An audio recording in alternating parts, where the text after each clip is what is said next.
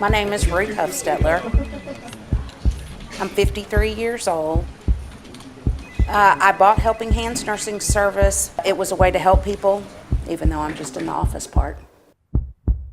Well, I think as a caregiver, you forget to take care of yourself. So as a caregiver, I was busy worried about, are my kids okay? Are all of the patients out there okay? Are my caregivers okay taking care of those patients? And I was just worried about everybody else. I woke up about 3 o'clock in the morning with a pain in the right side of my neck. So I drove myself to the emergency room, told them I was having this pain. They got me in pretty quickly and did an EKG, but it didn't find anything.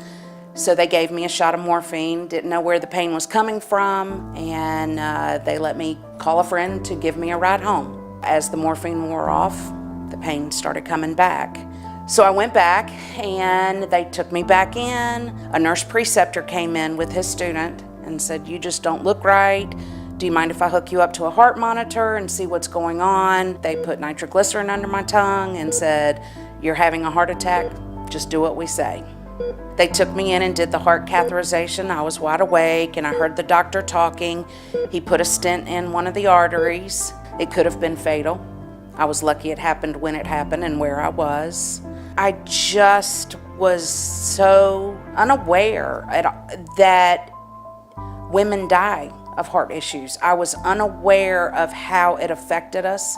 I think it's so important that women know that what we feel is different than what men feel. It's so important for us to know our own bodies and how we react to different things. Well, I have struggled with my weight my whole life. Since I had the heart attack, I stay active and I'm taking care of myself. With what happened to me, I want to thank the American Heart Association.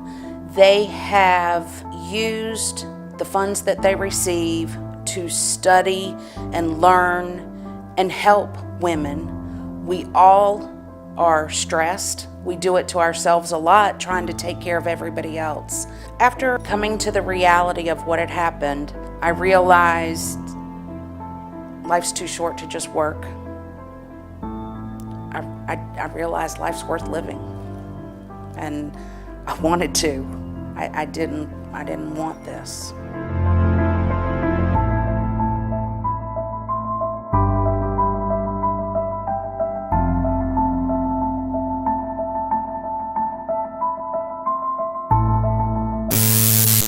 You're laying there and you're dead, and there's just this peace and it's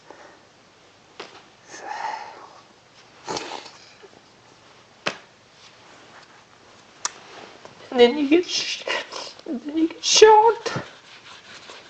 You'd bounce off that table and you'd look around, everybody would be there, then you'd die again, and then wham! It hammered you, but it saved your life. My name is William Drool Evans. I work for Duke Energy. I am now a service tech.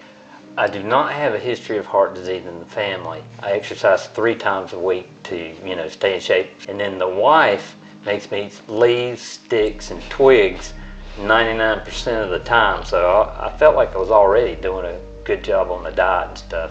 I went to my little shop to exercise. I started doing shoulder presses. I drank some water and thought, that didn't go down well. So I came to the house, I went upstairs. I came in and Weedy always greets me and I didn't see him. And I thought, well, that's odd, maybe he's at the shop. So I ran upstairs and he was on the floor. When we got to the hospital, I pulled right up to the emergency room door. But as soon as I got him in the door and just kind of collapsed, they took him away immediately. They walked me back a different way, and he was there on the table, and I could see that there was no response on the screen.